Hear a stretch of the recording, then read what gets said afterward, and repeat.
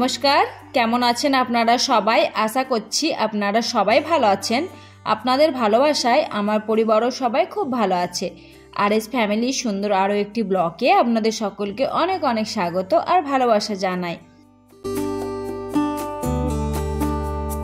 আজকে হচ্ছে বৃহস্পতিবার। আজকে এই বিকালবেলার সময় থেকে আপনাদেরকে সাথে নিয়ে আপনাদেরকে পাশে নিয়ে এই ব্লগটি শুরু করলাম। আশা করছি আপনাদের ভালো লাগবে।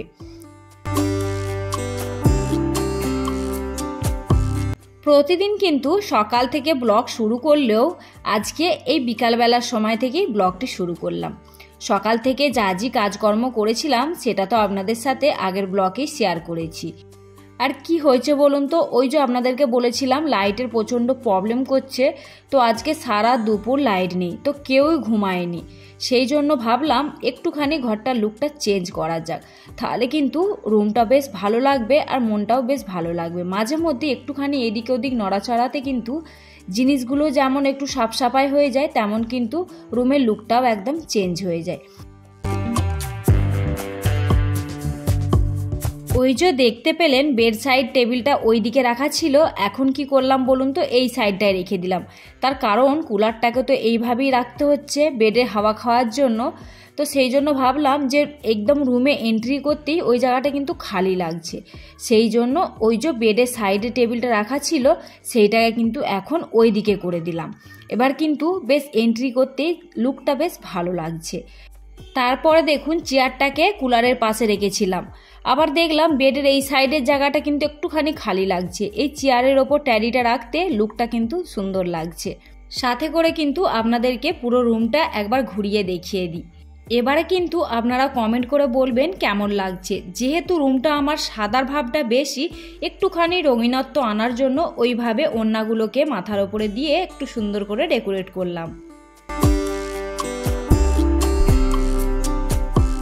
এখন কিন্তু ঘড়িতে সময় হচ্ছে ওই 7টা সাড়ে 7টা মতো। আমি কিন্তু এই সময়তেই আজকে রান্নাটা বসিয়ে দিলাম। তার কারণ কি বলুন তো, ওই যে লাইট নেই, ঝটপট করে একটুখানি রান্নাটা কোনো রকমে সেরে নেব এই ইনভার্টারের লাইটে, তারপরে চলে যাব ছাদে। কখন লাইট আসবে তার কোনো আতাপাতা নেই। শুনলাম নাকি সাইডে লাইনে কাজ হচ্ছে, তো লাইট আসবে কি না তাও কিন্তু গ্যারেন্টি নেই। সেই জন্য ঝটপট করে আজকে একটু আলুর দম বানিয়ে নিলাম। সবার প্রথমে কুকারে আলুগুলো সিটি মেরে নিয়েছিলাম, তারপরে মশলা কষে আলুগুলোকে হাতে করে চেপে চেপে দিয়ে সবজিটা বানিয়ে নিলাম কারি পাতা দিয়ে। এই সবজিটা কিন্তু খেতে দারুণ টেস্টি। বসে দাঁড়িয়ে না থেকে একদম সঙ্গে সঙ্গে হাত রুটিগুলোও কিন্তু বানিয়ে নিচ্ছি। আর বেশ কিন্তু রুটিগুলো টুবো টুবো হয়ে ফুলছে। এইভাবে রুটি ফুললে কিন্তু বেশ মনটা ভালো লাগে, তাই না বলুন? শুনলাম নাকি আজকে রাত্রে লাইট আসবেই না। কোনো রকমে বাচ্চাদেরকে হাজবেন্ডকে খাইয়ে ওপরে পাঠিয়ে দিয়েছি ছাদেতে। এরপরে আমিও কিন্তু ডিনারটা সেরে নেব। আজকের এই পর্যন্ত ব্লগটি আপনাদের কেমন লাগলো অবশ্যই কিন্তু কমেন্ট করে জানাতে ভুলবেন না। যদি ভালো লাগে তো প্লিজ একটা লাইক দিয়ে দেবেন। আর যদি কোনো নতুন বন্ধু আজকের ব্লগটি দেখে থাকেন, আপনাদের যদি কোথাও একটু ভালো লাগে তো প্লিজ আপনারা লাইক দিয়ে চ্যানেলটিকে সাবস্ক্রাইব করে দেবেন।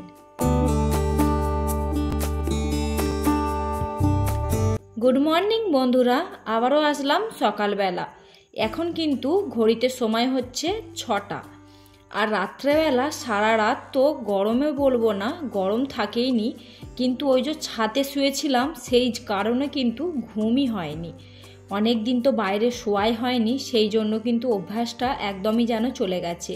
পিছনের বছরে একদিনও কিন্তু আমরা ছাদে শুইনি, তার পিছনের বছরে শুয়েছিলাম। তো এই 2 বছর পরে ছাদে যেয়ে শুলে কি কারোর ঘুম ধরে? যে কোনো জায়গায় দেখবেন আমাদের যে রুমটা, আমাদের রুমে কিন্তু শুয়ে চায় গরম হোক চায় ঠান্ডা, যেইভাবে শান্তি করে আমরা ঘুমোই সেই জায়গাটা চেঞ্জ হলে কিন্তু আমাদের ঘুম আসে না। আর এই যে সকাল থেকে একদম মাথা ধরে এত যন্ত্রণা হচ্ছে।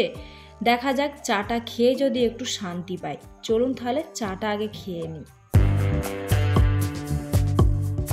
আবারও আসলাম অনেকটাক্ষণ পর, তার কারণ লাইট আসতেই একটুখানি শুয়ে পড়েছিলাম ওই আধ ঘন্টা মতো। তারপরে উঠে ঝাড়ু লাগিয়ে রান্না বান্নার কাজটা আগে কমপ্লিট করলাম, দিয়ে এই যে বাসনগুলো মেজে নিলাম। এরপরে পোছাটা লাগাবো, তার কারণ শুনছি নাকি আজকেও লাইট চলে যাবে, তবে আজকে যাবে 11টার পরে, সেই কারণে ঝটপট করে পোছাটা লাগিয়ে নিচ্ছি। আর এই যে এখানে টাইলসগুলো, এগুলো কিন্তু প্রায় 1 সপ্তাহ হয়ে গেল পোছা হয়নি। আর যেহেতু এখন অনেকটা হাওয়া চলছে সারা দিন ধরে, সেই কারণে কিন্তু ধুলে পড়েছিল। আর এই যে একটুখানি পুছে নিলাম, দেখুন এখন পুরো আয়নার মতো চকচক করছে। একটুখানি কষ্ট করলে কিন্তু বেশ অনেকটা ফল লাভ পাওয়া যায়, তাই না বলুন? আর এই তো যখনই দেখেছিলাম লাইট এসে গেছে, তখনই কিন্তু মেশিনটা লাগিয়ে দিয়ে তারপরে শুয়েছিলাম। তো সেই কারণে সকালবেলায় কিন্তু কাঁচা ধোয়াটা হয়ে যেতে মিলে দিয়েছিলাম, সেই জন্য এখন দেখুন শুকিয়ে গেছে। আর এখন ঘড়িতে সময় হবে ওই 10:30 মতো। এরই মধ্যে কিন্তু এত রোদের তাপ বেশ কাপড় জামাগুলো শুকিয়ে গেছে। আরও বেশ একটুখানি ধুয়ে নিয়েছি, সেগুলোকেও ঝটপট করে মিলে দিই।